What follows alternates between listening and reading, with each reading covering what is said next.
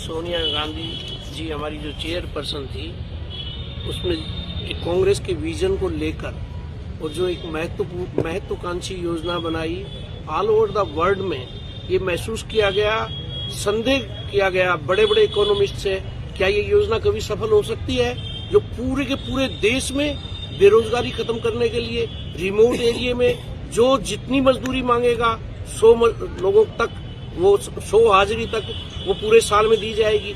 ये पूरे वर्ल्ड में जो है उस वक्त संदेह की दृष्टि से देखा गया, लेकिन कांग्रेस की सरकार ने और हमारे माननीय प्रधानमंत्री मनमोहन सिंह जी ने इस योजना को न केवल सफल किया, बल्कि रिमोट एरिया जो था, जो छोटी छोटी ढाणियां थी, उसका परचेजिंग पावर डेवलप हुआ, उनका जीवन स्तर डेवलप हुआ। और ऐसी महत्वाकांक्षी योजना को नरेंद्र मोदी जी जब से आए हैं 14 से ही बार बार कह रहे हैं कि ये योजना कांग्रेस के ताबूत की आखिरी कील कहलाएगी। उनके दिल में उसी वक्त ये जहर पैदा हो गया था कि हर मजदूर को रोजगार उपलब्ध कराने की ये महत्वाकांक्षी योजना अगर जबरदस्त सफल हो गई तो तुम जैसे जो मिलियनर्स जो लोग हैं, जो करोड़पति और पूंजीपति लोग हैं, उनका पोषित करने वाली ये सरकार कैसे सर्वाइव कर पाएगी।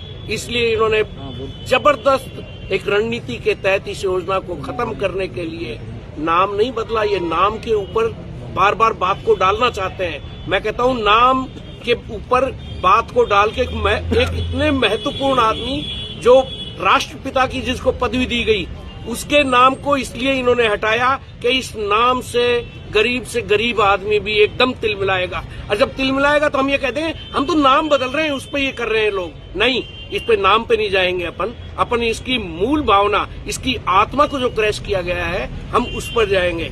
आत्मा को क्रैश करने के लिए सबसे पहला झटका दिया इन्होंने 60-40 का रेशियो।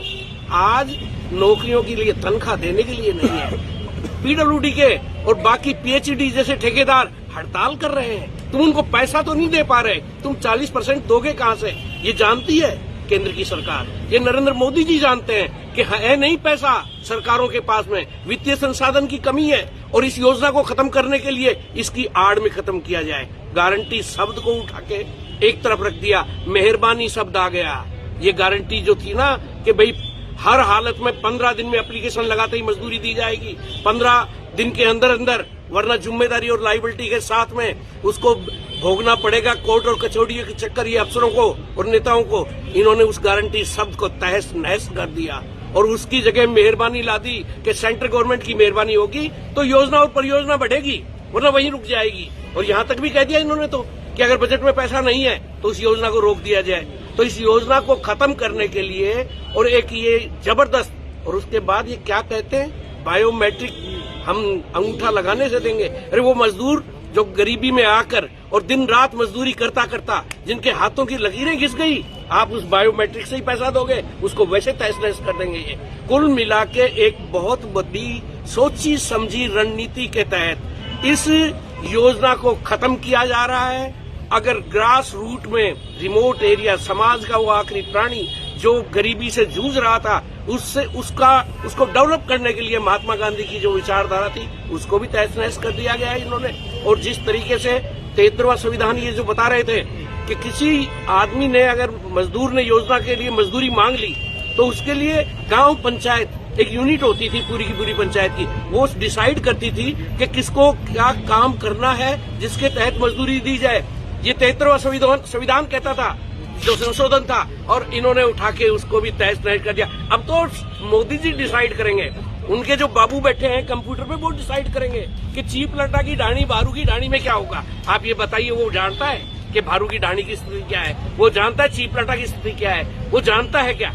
दिल्ली में बैठा हुआ एयर कंडीशन के अंदर। इसलिए मैं ये कहूंगा, ये पूरे देश के लिए घातक होगी, ये गरीबों के लिए घातक होगी, ये मजदूरों के लिए घातक होगी। और ये योजना अगर इसी तरीके से अपन ने स्वीकार कर लिया, सभी कांग्रेस जन को गांव-गांव में जाना चाहिए। मैं तो ये भी कहना चाहूंगा, ये बैठे हैं हमारे ये जिला परिषद के चुनाव लड़ने वाले, डेलीगेट के चुनाव लड़ने वाले, अगर प्रधान बनना है तो झंडा हाथ में उठा लेना, और झंडा हाथ में उठा के चाहे 5 ही आदमी हो, जहां नरेगा काम कर रहा है वहां गोडी गाड़ देना और कह देना कि तुम्हें खत्म कर रही है सरकार। ये इस ये एक गोल्डन चांस है आप लोगों के लिए जो पंचायत राज में प्रधान बनना चाहते हैं, जिला प्रमुख बनना चाहते हैं, जो पंचायत शहर की भी यही पोजीशन थी, शहर में भी नरेगा लेके आगे थे, लेकिन ये उसको भी खत्म कर रहे हैं। इसलिए मैं कल नागौर गया था, डीडवाना गया था, 2 जिले की मैं पूरी मीटिंग लेके आया हूं। मैंने महसूस किया है कि इतना जबरदस्त आक्रोश है कि ये सरकार पंचायत राज में ही पलट जाएगी। आप देखना, बीच में मुख्यमंत्री को हटाएंगे या तो और या राजस्थान की सरकार गिर जाएगी। मेरे इतनी तक उम्मीद है लोगों की भावना और मजदूरों की भावना देखकर। धन्यवाद।